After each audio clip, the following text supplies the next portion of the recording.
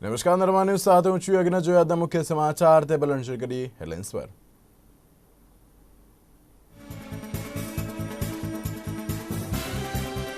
વડાપ્રધાન નરેન્દ્ર મોદી આજે ગુજરાતના પ્રવાસે તાપીના સોનગઢ અને જૂનાગઢમાં સંબોધશે જાહેર સભા।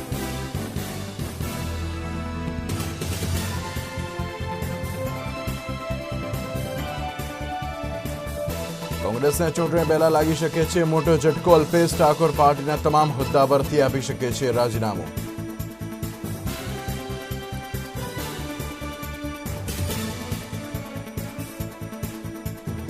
રાફેલ વિવાદ મુદ્દે પુનઃ વિચાર અરજી અંગે આજે ચુકાદાની શક્યતા। સુપ્રીમ કોર્ટ જાહેર કરી શકે છે ચુકાદો।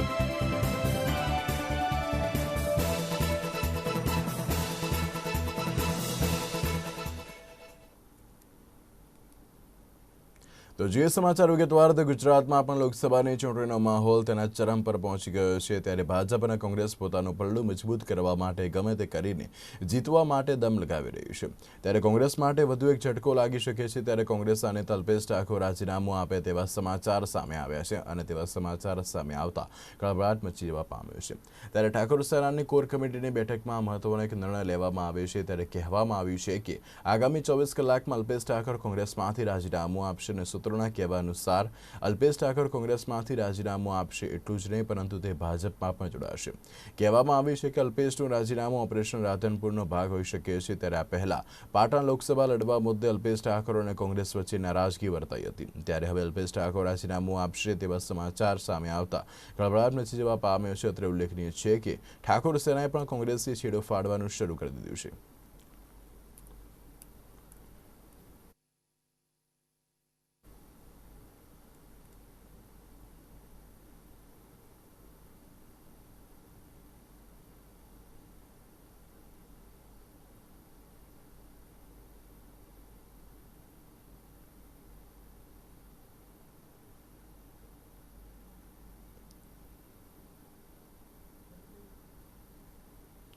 લોકસભાની સામાન્ય ચૂંટણી 2019 માટે જોરદાર પ્રચાર પ્રથમની શરૂઆત થઈ ચૂકી છે। ત્યારે ગુજરાતમાં રેલીઓ અને સભાઓ યોજવા માટે પીએમ નરેન્દ્ર મોદી આજે ગુજરાતમાં આવશે। તો જાણો તેમનો કાર્યક્રમ।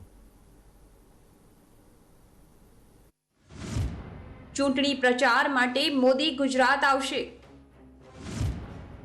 રેલીઓ અને સભાનો ધમધમાટ શરૂ। જૂનાગઢ અને સોનગઢ સાથે વિશાળ જનસભા સંબોધશે। લોકસભાની ચૂંટણીને લઈને અનેક પાર્ટીઓના પ્રચાર પ્રસારની શરૂઆત થઈ ચૂકી છે। પ્રધાનમંત્રી નરેન્દ્ર મોદી ગુજરાતમાં 10 સભાઓ ગજવશે। ગુજરાતમાં 10 એપ્રિલથી પ્રધાનમંત્રી મોદીનું પ્રચંડ પ્રચાર જૂનાગઢ અને સોનગઢથી શરૂ થશે। શું છે મોદીના કાર્યક્રમનું શેડ્યુલ? કયા વિસ્તારમાં તેઓ જનસભા સંબોધશે? જોઈએ વિસ્તારથી। 10 એપ્રિલે 9 કલાકે વડાપ્રધાન જૂનાગઢ પહોંચશે। જૂનાગઢમાં વિશાળ જનસભાને સંબોધશે, જ્યાં જૂનાગઢ અને પોરબંદર લોકસભા વિસ્તારને આવરી લેશે। બપોરે 12 કલાકે દક્ષિણ ગુજરાતમાં સોનગઢ ખાતે જશે, જ્યાં બારડોલી અને નવસારી લોકસભા વિસ્તારને આવરી લેશે। ઉલ્લેખનીય છે કે ગુજરાતની 26 બેઠકો જીતવાના નિર્ધાર સાથે ભાજપ કામે લાગ્યું હોવાથી પોતાના પક્ષના સ્ટાર પ્રચારક અને તત્કાલીન મુખ્યપ્રધાન હાલના વડાપ્રધાન નરેન્દ્ર મોદીની કુલ 10 સભા ગુજરાતમાં ગોઠવવામાં આવી હોવાનું જાણવા મળ્યું છે। ખાસ કરીને સૌરાષ્ટ્રના લોકોના મત મેળવવા માટે સૌરાષ્ટ્રમાં પોરબંદર, જામનગર, અમરેલીમાં સભાઓ ગોઠવવામાં આવી હોવાના પણ અહેવાલો પ્રાપ્ત થયા છે। તો આદિવાસી વિસ્તારમાં દાહોદ અને છોટાઉદેપુરમાં પણ સભાને સંબોધન કરશે અને દક્ષિણ ગુજરાતમાં એક સભા સંબોધિત કરશે। બ્યુરો રિપોર્ટ, નિર્માણ ન્યૂઝ। સમગ્ર દેશમાં લોકસભા ચૂંટણીના પડઘમ વાગી ચૂક્યા છે। ત્યારે દરેક રાજકીય પક્ષ પ્રચાર પ્રસારમાં લાગી ગયો છે। સાથે સાથે સમગ્ર લોકસભા વિસ્તારમાં પોતાના સ્ટાર પ્રચારકોને ચૂંટણી મેદાનમાં ઉતારીને મતદારોને રીઝવવાનો પ્રયાસ પણ શરૂ કરી દીધો છે। જે અંતર્ગત તાપી જિલ્લાના સોનગઢ ખાતે દેશના વડાપ્રધાન નરેન્દ્ર મોદી સભાને સંબોધશે, જેની તડામાર તૈયારીને આખરી ઓપ આપી દેવામાં આવ્યો છે। સમગ્ર ગુજરાતમાં લોકસભાના ઇલેક્શનને લઈને કોંગ્રેસ, ભાજપ જેવા રાષ્ટ્રીય પક્ષોએ પ્રચાર પ્રસાર શરૂ કરી ચૂંટણી મેદાનમાં ઉતરી ગયા છે। સાથે જ પોતાના સ્ટાર પ્રચારકોને પણ મેદાને ઉતારી મતદારોને રીઝવવાના પ્રયાસો શરૂ કર્યા છે, જેને લઈને બુધવારે દેશના વડાપ્રધાન નરેન્દ્ર મોદી તાપી જિલ્લાના સોનગઢ ખાતે જનમેદનીને સંબોધશે. દેશના પીએમ તાપી જિલ્લામાં આવવાના હોય, જેની તૈયારીને આખરી ઓપ આપી દેવામાં આવ્યો છે. સુરક્ષાને ધ્યાને રાખી સમગ્ર દક્ષિણ ગુજરાતનો પોલીસ કર્મીઓનો સ્ટાફ ખડકી દેવામાં આવ્યો છે. ઉલ્લેખનીય છે કે સમગ્ર ગુજરાતમાં 23મી એપ્રિલના રોજ લોકસભાના ઇલેક્શનને લઈ મતદાન યોજાવાનું છે. ત્યારે ગુજરાતના મતદારોને રીઝવવા ભાજપ કોંગ્રેસના સ્ટાર પ્રચારકો કેટલા ઊણા ઉતરે છે તે જોવું રહ્યું. લોકસભાની ચૂંટણીની જાહેરાત થયા બાદ દેશના પ્રધાનમંત્રી પ્રથમ વખત ગુજરાતમાં જાહેર સભા સંબોધવા આવી રહ્યા છે. ત્યારે તાપી જિલ્લામાં પણ તેઓ આવનાર 10 તારીખે જાહેર સભા સંબોધશે, જેમાં મોટી સંખ્યામાં લોકો ઉપસ્થિત રહેવાની સંભાવના સેવાઈ રહી છે. બારડોલી લોકસભા મત વિસ્તારમાં સમાવેશ તાપી જિલ્લો એ કોંગ્રેસનો ગઢ ગણવામાં આવે છે અને આ બારડોલી મત વિસ્તાર પણ આમ જોઈએ તો કોંગ્રેસનો ગઢ ગણવામાં આવે છે. પ્રધાનમંત્રી નરેન્દ્રભાઈ મોદીની આ જે જાહેર સભા છે તે બીજેપી માટે કેટલી ફળદાયી રહેશે તે તો ચૂંટણીના પરિણામ બાદ જ માલુમ પડશે. નીરવ કંસારા, તાપી.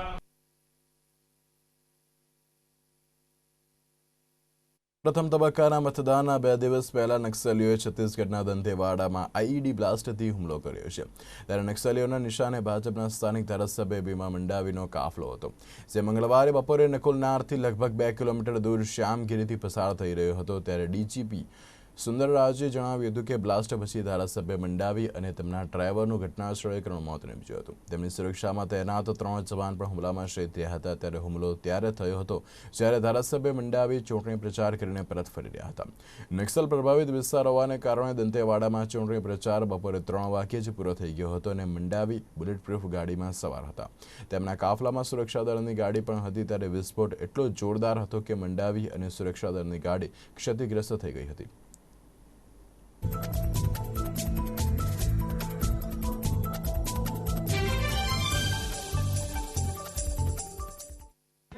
आज शाम को दंतेवाड़ा जिला में कुआकोंडा थाना क्षेत्र अंतर्गत श्यामगिरी क्षेत्र में एक आईडी ब्लास्ट में दंतेवाड़ा विधायक श्री भीमा मंडावी और उनके साथ एक ड्राइवर और 3 पीएसओ कुल 5 लोग उस घटना में शहीद होने का भी प्राथमिक जानकारी आ रहा है. घटनास्थल में एसपी और अन्य बल पहुंच गई है. अभी घटनास्थल को निरीक्षण करके जो शहीदों को या जिसका डेथ हुआ उनके शिनाख्ती करने की कार्रवाई कर रहा है. और बाकी जो अभी तक जो जानकारी अनुसार अन्य किसी का कोई नुकसान होने का कोई खबर नहीं है.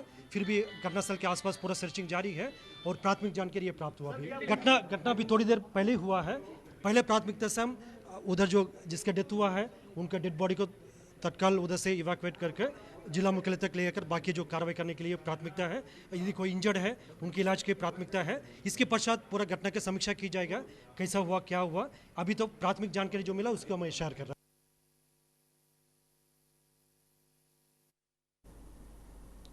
લોકસભાની ચૂંટણી માટે 11 એપ્રિલે પ્રથમ ચરણમાં મતદાન યોજાવા જઈ રહ્યું છે. ત્યારે જે રાજ્યમાં પ્રથમ તબક્કામાં ચૂંટણી યોજાવાની છે, જેના પ્રચાર પ્રથમ શાંત થઈ ચૂક્યા છે.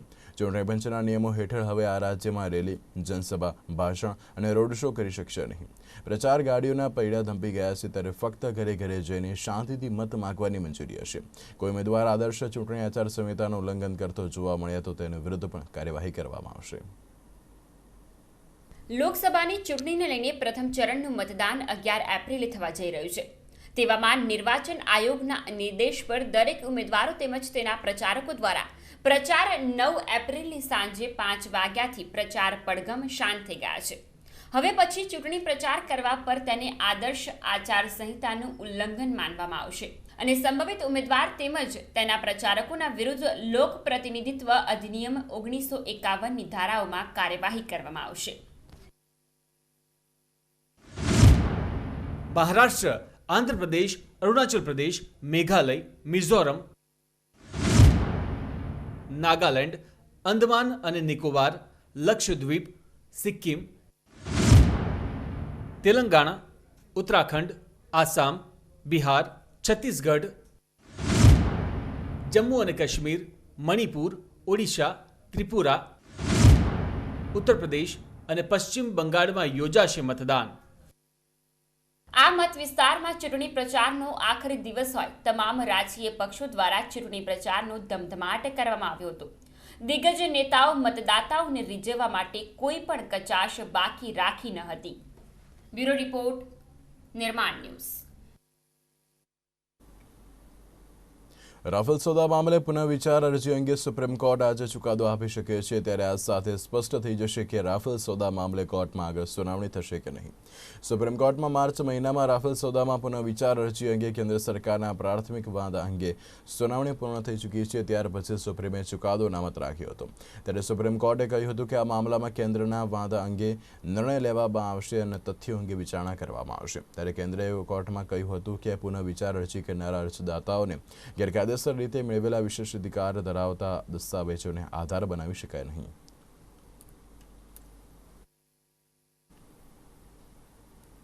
સમાચારમાં આગળ વાત કરીએ તો પાટણના બાલીસણા ગામે અકસ્માતની ઘટના સામે આવી હતી. ત્યારે બાલીસણાની જીબી બાજુમાં આવેલા એક પાર્લરમાં ટર્બો ઘૂસી ગયો હતો, જેના કારણે અફરાતફરીનો માહોલ ત્યાં સર્જાયો હતો.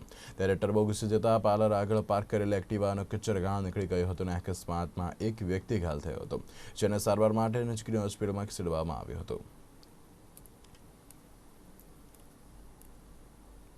અમરેલીના સાવરકુંડલા રોડ ઉપર સ્મશાન નજીકથી એક આધેડની લાશ મળી આવી હતી. ત્યારે મૃતકના માથાના ભાગે ગંભીર ઇજાઓ જોતા કુહાડી અથવા તો ધારિયાના ઘા ઝીંકીને હત્યા કરાઈ હોવાનું અનુમાન લગાવવામાં આવી રહ્યું છે.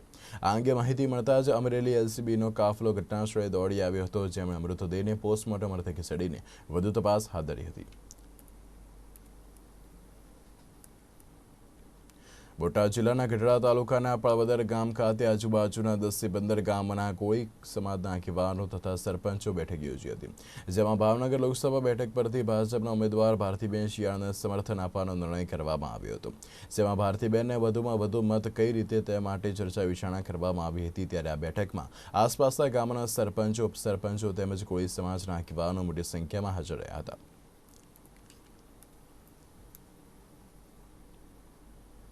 વાડેલાલ આંતરરાષ્ટ્રીય ગુજરાત ફિલ્મ ફેસ્ટિવલનો મુખ્ય હેતુ ગુજરાતી સિનેમા સંસ્કૃતિને વ્યાપક ધોરણે પ્રોત્સાહન આપવાનો છે અને ગુજરાતી ફિલ્મ જગત પ્રત્યે તેમનું પ્રશંસનીય યોગદાન છે. તેમને શ્રેણીબદ્ધ પુરસ્કારો દ્વારા પ્રોત્સાહિત કરવાનો છે. ત્યારે IGGFFની પ્રથમ આવૃત્તિ ન્યૂજર્સી ખાતે સફળ રહ્યા બાદ દ્વિતીય આવૃત્તિ અમેરિકામાં લોસ એન્જલિસ અને ન્યૂજર્સી ખાતે યોજવામાં આવશે. ત્યારે વાડેલાલ આંતરરાષ્ટ્રીય ગુજરાતી ફિલ્મ ફેસ્ટિવલમાં નોમિનેટ થયેલા ગુજરાતી ફિલ્મ અંગે માહિતી પણ ત્યાં આપવામાં આવી હતી.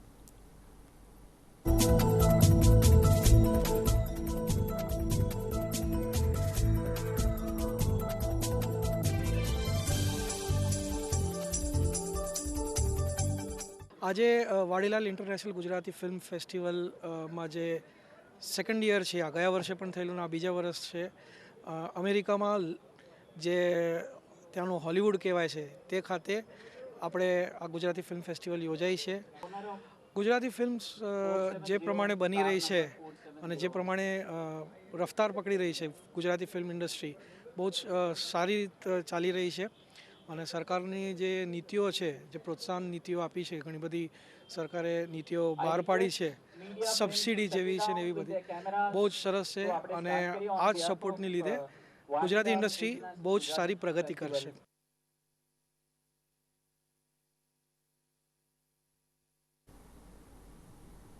લોકસભાની ચૂંટણીને લઈને રાજકીય પક્ષો દ્વારા ચૂંટણી જીતવા માટે એડી ચોટીનું જો લગાવવાનું શરૂ કરી દીધું છે. ત્યારે ઠેર ઠેર જાહેર સભાઓનું આયોજન કરવામાં આવ્યું છે. ત્યારે પાટણ ખાતે ભાજપની જાહેર સભાનું આયોજન કરવામાં આવ્યું હતું, જેમાં કેન્દ્રીય મંત્રી પરસોત્તમ રૂપાલાએ સિદ્ધપુર અને પાટણ ખાતે સભાને સંબોધી હતી. અને પરસોત્તમ રૂપાલાએ પાટણ ખાતેની જાહેર સભામાં કોંગ્રેસ પર પોતાના આગવી છટામાં વાકબાણ કર્યા હતા. તો સાથે જ આ ચૂંટણી ઉમેદવારોની નહીં પરંતુ દેશના વડાપ્રધાન નરેન્દ્ર મોદીની ચૂંટણી છે. એટલે આ ચૂંટણીમાં ઉમેદવારોને ખાસ કઈ રીતે કામ કરવાનું હોય અને પ્રજા વિકાસ ગાથા જોઈને જ તેઓને ચૂંટણી જીતાડશે તેવો તેમણે વિશ્વાસ વ્યક્ત કર્યો હતો. સાથે જ કોંગ્રેસના પૂર્વ ધારાસભ્ય જોધાજી ઠાકોરે પણ સભામાં પુરુષોત્તમ રૂપાલાના હસ્તે કેસરીયો ખેસ ધારણ કરીને ભાજપમાં પોતાના સમર્થકો સાથે જોડાયા હતા અને તેઓનું કોંગ્રેસ પક્ષમાં માન સન્માન ગવાતા અને લોકોના વિકાસને જોતા તેઓએ કેસરીયો ધારણ કરી દીધો છે તેમ તેમણે જણાવ્યું હતું. ત્યારે આ સભામાં મોટી સંખ્યામાં કાર્યકર્તાઓ સહિત શહેરીજનો ઉપસ્થિત રહ્યા હતા. મંત્રી તરીકેની જે અપીલ છે એને કારણે દેશના મોટાભાગના પ્રદેશોમાં ઉમેદવારને ગૌણ માનીને નરેન્દ્રભાઈને લક્ષ્યમાં રાખીને લોકો મતદાન કરવાના છે. ગુજરાતને લાગે વળગે છે ત્યાં સુધી 26 બેઠકો ભારતીય જનતા પાર્ટીને ગુજરાતની જનતા ગુજરાતના પનોતા પુત્રને ફરી વખત વડાપ્રધાન તરીકે જોવા માગે છે, એટલે જનતા જીતાડવાની છે. એમાં ઉમેદવારોએ બળ ઓછું કરવાનું છે. જોધાજી એક ખૂબ જૂના ઠાકોર સમાજના કસાયેલા આગેવાન છે. વિધાનસભામાં વર્ષો સુધી એમણે કામ કરેલું છે. એવો એક કસાયેલો આગેવાન કોંગ્રેસમાંથી જાય એ કોંગ્રેસ માટે ઘણી દુઃખદ ઘટના છે, અને એટલી જ સુખદ ઘટના અમારા માટે છે. અમારી પાર્ટીનું બળ વધ્યું. કોંગ્રેસ છોડી અને ભાજપના જોડાવાનું કારણ એક જ છે કે જ્યારે જે પક્ષમાં અન્યાય થતો હોય તો અન્યાયને લઈ અને દરેક પક્ષ છોડવો પડતો હોય. અમે કોંગ્રેસ પક્ષમાં ટિકિટ માગેલી હતી, પણ તે છતાં કોંગ્રેસ પક્ષમાંથી અમને ટિકિટ મળી નથી અને અમે નારાજ થઈ અને છૂટા થયા અને ભાજપમાં મળ્યા. એટલા માટે મળ્યા કે લોકોના વિકાસ માટે, લોકોનું કામ થાય. શાસક પક્ષમાં બેઠા હોઈએ તો દરેક લોકોનું કામ થઈ શકે. એમને અમે બોલાયા ખરા, પણ અમને જ્યારે ફોરમ ભરવાનો સમય આવ્યો એ ટાઈમે પણ અમને બોલાયા નહોતા. અમને ખાલી મંચમાંથી બેસવા માટે બોલાયા હતા. ત્યારે અમને એમ પહેલાં કહેતા હતા કે તમે ફોરમ ભરવા માટે અમારી સાથે આવજો, પણ જ્યારે ફોરમ ભરવાનો સમય થયો ત્યારે અમને બોલાવવામાં આવ્યા નહોતા. અમે મંચમાંથી બેઠી રહ્યા, પાછળ કહી અમે ઘેર ગયા.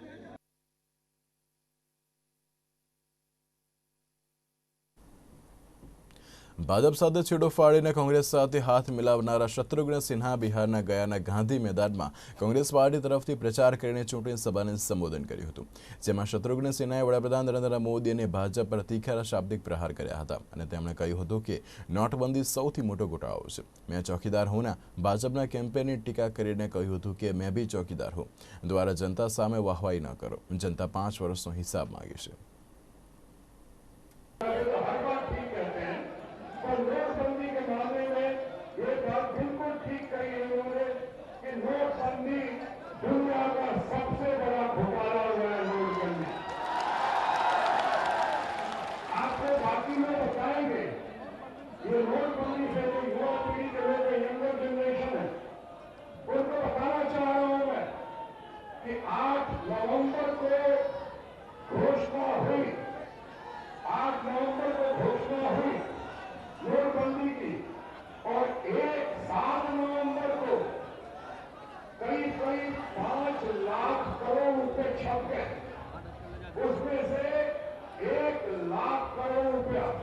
उसका आज तक हिसाब नहीं मिला, कहा गया, और 20,000 करोड़ रुपया बाकियों बांटा गया, ऐसा लोग कह रहे हैं. इतना बड़ा घोटाला, मैं भी चौकीदार हूँ, उससे कुछ नहीं होने वाला है. सवालों का जवाब दीजिए. जनता हिसाब चाहती है, ये चुनाव की घड़ी है, चयन की घड़ी है.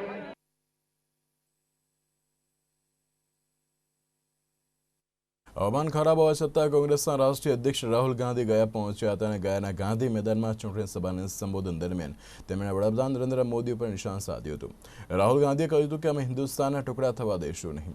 તેમની સાથે ફિલ્મ અભિનેતા શત્રુઘ્ન સિન્હા, પૂર્વ મુખ્યપ્રધાન જીનત રામ માંઝી, મદન મોહન ઝા સહિત કેટલાક અન્ય દિગ્ગજ નેતા પણ સ્ટેજ ઉપર ઉપસ્થિત રહ્યા હતા.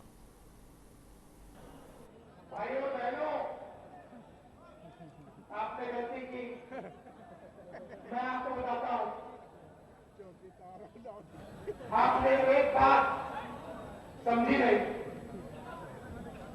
छोटा सा सवाल,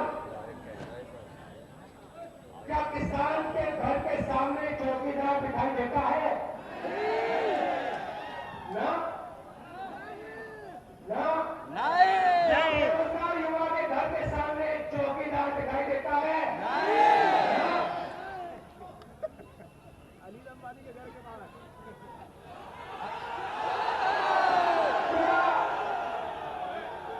क्या मजदूर के घर के सामने चौकीदार दिखाई देता है? मगर अनिल भाई के घर के सामने कितने चौकीदार दिखाई देते हैं? चौकीदारों की अनिल अंबानी के घर के सामने चौकीदारों की लाइन लगी हुई है. भाई और बहनों, चौकीदार गरीबों का नहीं होता है. चौकीदार अनिल अंबानी जैसे चोरों का होता है. લોકસભા ચૂંટણી જેમ જેમ નજીક આવી રહી છે તેમ તેમ ગુજરાતમાં રાજકીય ગતિવિધિઓ પણ તેજ થઈ રહી છે. ત્યારે કોંગ્રેસના અધ્યક્ષ રાહુલ ગાંધી 15 એપ્રિલે ચૂંટણી પ્રચાર કરવા માટે ગુજરાત પ્રવાસે આવશે. ગત લોકસભા ચૂંટણીમાં કોંગ્રેસનું જ્યારે ખાતું પણ ખુલ્યું ન હતું ત્યારે આ વખતે કોંગ્રેસ બેઠકો માટે જીતવા કમર કસી રહી છે. અમરેલીથી ચૂંટણીમાં ઉતારી શાખ દાવ પર લગાવનાર કોંગ્રેસ પરેશ ધાનાણીને ચૂંટણી જીતાડવામાં કોઈ જ કસર છોડવા નથી માંગતી.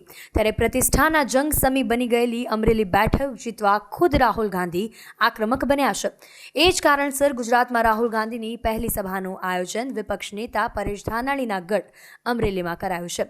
ગુજરાતમાં 15 એપ્રિલથી રાહુલ ગાંધીની 5 સભા યોજાશે, જેની તૈયારીઓની સમીક્ષા માટે પ્રભારી રાજીવ સાતવ ગુજરાત આવ્યા છે. અમરેલીની રેલી બાદ રાહુલ ગાંધી ઉત્તર, દક્ષિણ અને મધ્ય ગુજરાતમાં રેલી સંબોધશે. ઉલ્લેખનીય છે કે 2017ની વિધાનસભા ચૂંટણીમાં રાહુલ ગાંધીએ ઝંઝાવતી પ્રચાર કર્યો હતો, જેને લઈને કેટલીક મહત્વની બેઠકો જીતવામાં સફળ રહ્યા. ત્યારે હવે લોકસભા ચૂંટણીમાં તેમનો પ્રચાર કેટલો કારગર નીવડે છે તે જોવાનું રહ્યું. બ્યુરો રિપોર્ટ, નિર્માણ ન્યૂઝ, અમદાવાદ.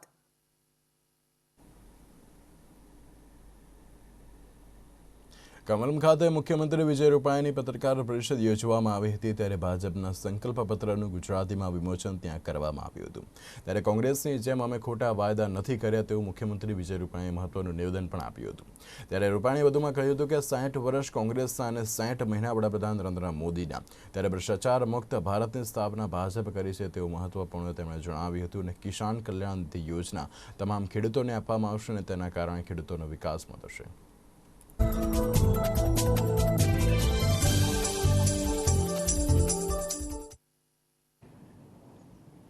પ્રધાનમંત્રી નરેન્દ્રભાઈ અને રાષ્ટ્રીય અધ્યક્ષ અમિતભાઈના હાજરીમાં ભારતીય જનતા પાર્ટીનો સંકલ્પ પત્ર એની જાહેરાત થઈ છે.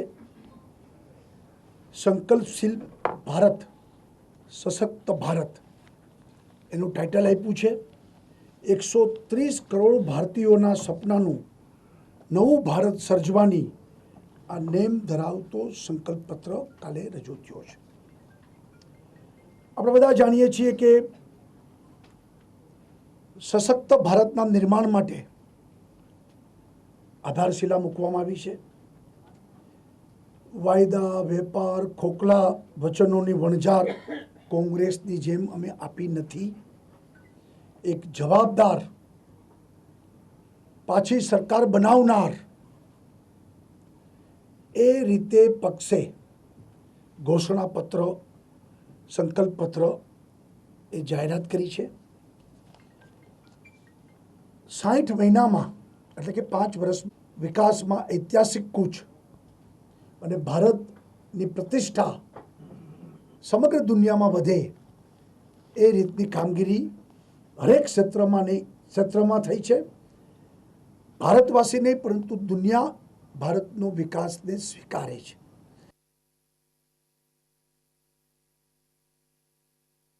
અત્યાર સુધીના સમાચાર. વધુ સમાચાર માટે આપ જોતા રહો નિર્માણ ન્યૂઝ. નમસ્કાર.